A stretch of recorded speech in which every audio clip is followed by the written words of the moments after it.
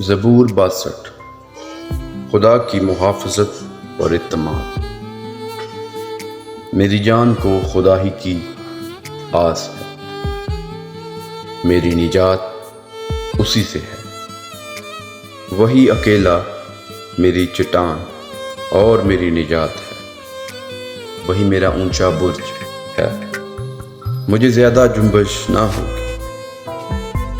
تم کب تک ایسے شخص پر حملہ کرتے رہو گے جو جھکی ہوئی دیوار اور ہلتی بار کی مانند ہے، تاکہ سب مل کر اسے قتل کرو۔ وہ اس کو اس کے مرتبہ سے گرا دینے ہی کا مشورہ کرتے رہتے ہیں۔ وہ جھوٹ سے خوش ہوتے ہیں، وہ اپنے منہ سے تو برکت دیتے ہیں پر دل میں لعنت کرتے ہیں۔ اے میری جان، خدا ہی کی آس رکھ، کیونکہ اسی سے مجھے امید ہے۔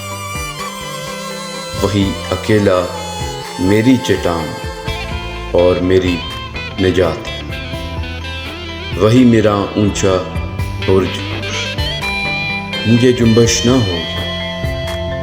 میری نجات اور میری شوکت خدا کی طرف سے ہے۔ خدا ہی میری قوت کی چٹان اور میری پناہ ہے۔ اے لوگو، ہر وقت اس پر توکل کرو، اپنے دل کا حال اس کے سامنے کھول دو۔ خدا ہماری پناہ گاہ ہے۔ یقیناً ادنی لوگ بے ثبات ہیں اور اعلیٰ آدمی جھوٹے۔